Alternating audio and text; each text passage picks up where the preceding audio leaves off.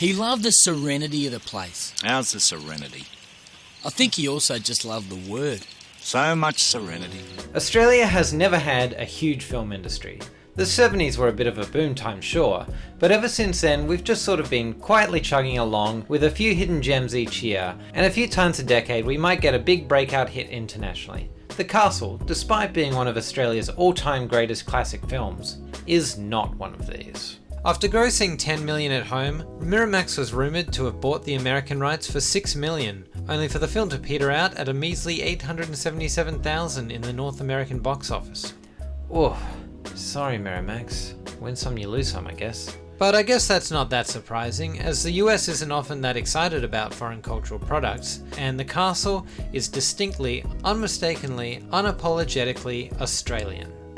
This film is an absolute treasure to me. I've seen it over a dozen times, and I never shy away from the chance to show it to someone who somehow hasn't seen it yet. And trust me, pretty much everyone in Australia has seen this movie. As a kid who grew up in Australia in the 90s, so much is iconic and familiar in the best way. It's a true comfort movie. But why is The Castle so special? When I look back on it, it's pretty rinky-dink in a lot of ways. The film is very low budget at $750,000 and shot in only 11 days. The legal stuff feels like complete rubbish, even to a layman. It's shot very simply, and it has half a dozen musical interludes that seem to do basically nothing but pad the runtime. Hell, the movie never even explains what happens to its own narrator at the end of the film. My name's Dale Kerrigan, and that was my story. I actually did get the chance to talk to Stephen Curry once at a Hounds of Love screening, and I got to ask him what happened to Dale. So I've got some exclusive scoop for you right here. This is what he said. Oh really? They never show it? Oh yeah, no, true, they don't, do they? That's so weird. Yeah, I've never really thought about that. I have no idea. In a lot of ways, this rinky-dink nature actually does a lot to add to the charm of the film. Adds a bit of charm. It's almost like this homemade, home video kind of quality that it gives it. There's no pretense, no flash. It's like a warm hearty stew made by your mum, or a Woolies chicken that she grabs on a cold winter's evening because she was too tired to cook. If it's got something sprinkled on it. Seasoning. It's a warm woolly jumper. It's sitting around the TV with your family and watching your favourite show.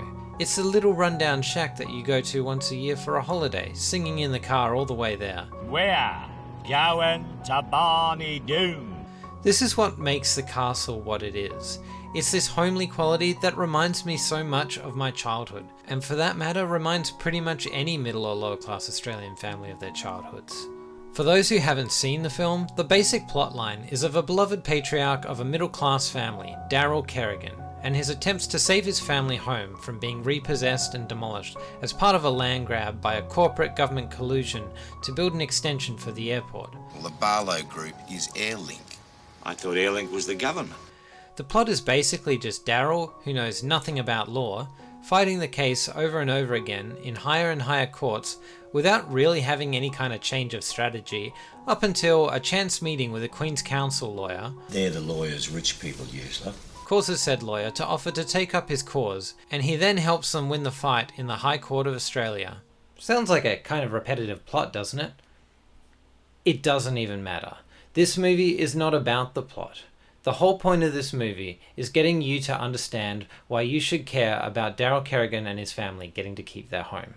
The vast majority of the runtime that isn't courtroom antics with Dennis Denuto, What the fuck is that? I cleared tray 3. Daryl's small-time lawyer bumbling basic legal process, Am I sort of in the ballpark, though? I'm a judge. I understand. Can you just give me an angle? is slice-of-life exploration of what daily life is like in the Kerrigan household. The movie goes into great detail about this from the perspective of the younger son and barely relevant to the story, Dale. Dale himself is just a dopey and loving son and brother who loves his family unconditionally, and his puppy dog adoration for every member of his family can't help but rub off on us as an audience. This movie is a celebration of mundane family life and holds it in the absolute highest regards. And the gags and jabs at the family, their rubbishness, lack of sophistication, and their silly preoccupations Shot, Dale. somehow only serve to endear them to us more.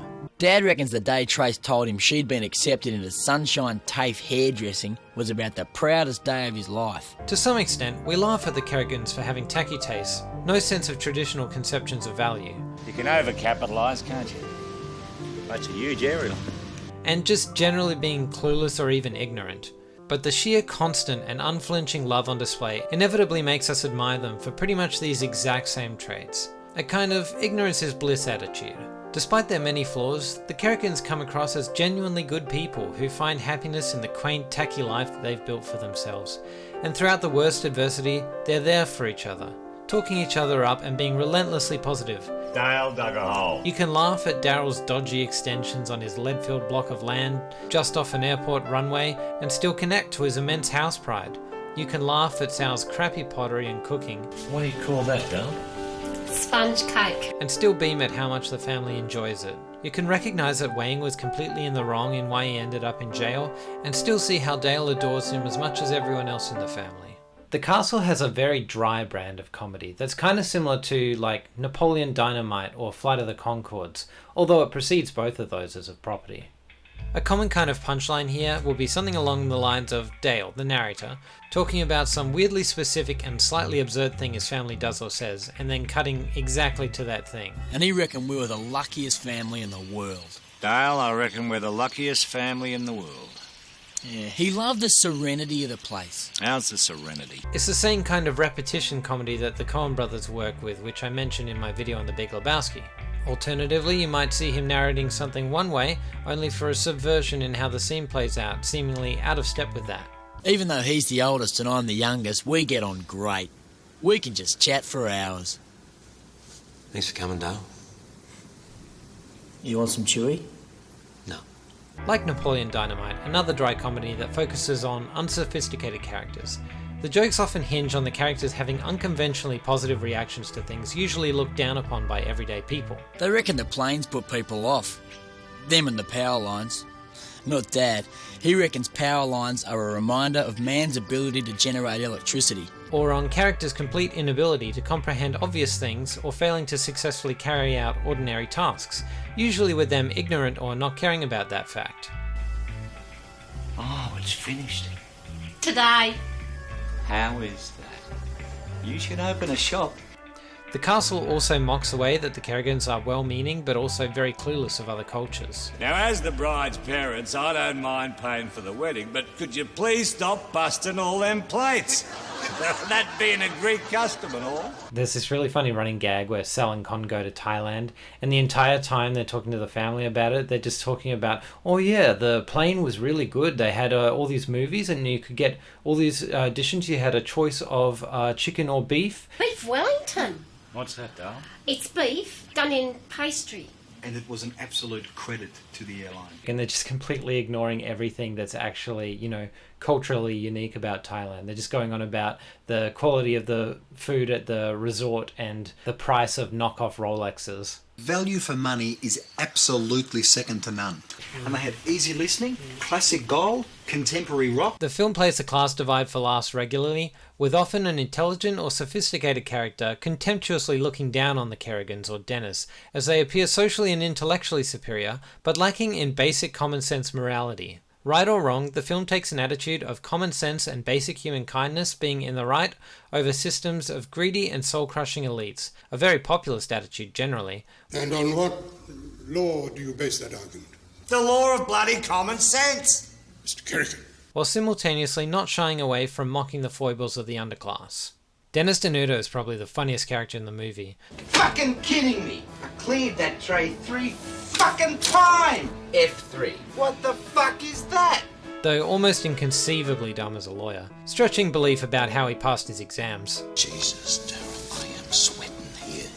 You're killing them, Dennis. I don't even know Roman numerals. Thierry O'Mora gives an absolutely side-splitting performance with his lost puppy eyes, looking hopelessly out of depth the whole time he tries to defend a case he is ridiculously underqualified for. In summing up, it's the Constitution, it's Marbo, it's justice, it's law, it's the vibe, and no, that's it, it's the vibe.